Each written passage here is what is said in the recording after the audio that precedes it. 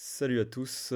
Aujourd'hui, on va parler de la dernière initiative des Verts qui vient de récolter plus de 100 000 signatures et qui donc passera prochainement aux votations peuple suisse. On va découvrir ça ensemble. Ce matin, les Verts lancent une nouvelle initiative populaire, des panneaux photovoltaïques sur presque tous les toits de notre pays. Le parti a réussi à récolter plus de 100 000 signatures, mais pour les écologistes, ça n'est qu'une première étape. Marielle Savoie, car la résistance s'annonce forte. L'argumentaire des Verts est rodé. La Suisse dispose d'assez de surface sur ses toits pour couvrir l'ensemble de ses besoins en électricité. Autrement dit, imposer des panneaux solaires sur les nouvelles et les anciennes constructions, c'est permettre une transition énergétique en douceur. Donc le calcul qu'on pourrait être indépendant énergétiquement s'il y avait des panneaux solaires partout, ça prend pas en compte qu'en fait le soleil est cyclique. Et que donc les moments où on a le plus besoin d'énergie, c'est-à-dire la nuit, eh ben il n'y a pas du tout d'énergie qui est produite. Donc déjà là, il y a un problème sur le postulat de base de cette initiative.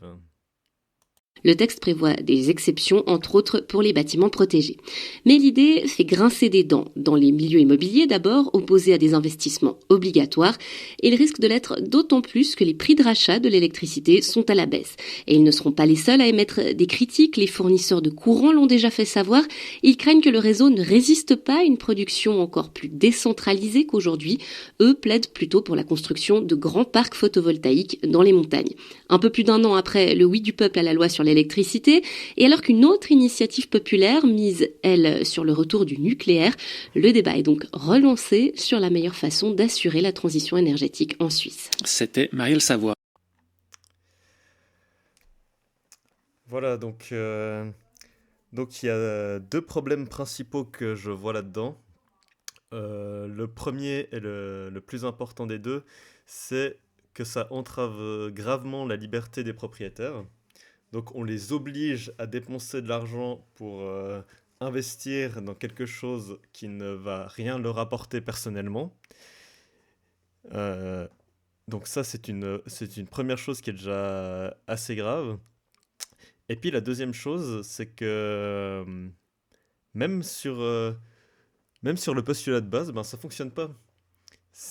Parce que déjà là, aujourd'hui, euh, le marché du photovoltaïque a été beaucoup subventionné. Et déjà aujourd'hui, il y a des gros problèmes de saturation du réseau. Donc l'initiative, en gros, elle ne me concerne pas personnellement parce que j'ai déjà des panneaux solaires chez moi. Mais ce que j'ai constaté, c'est que c'était probablement le pire investissement de ma vie.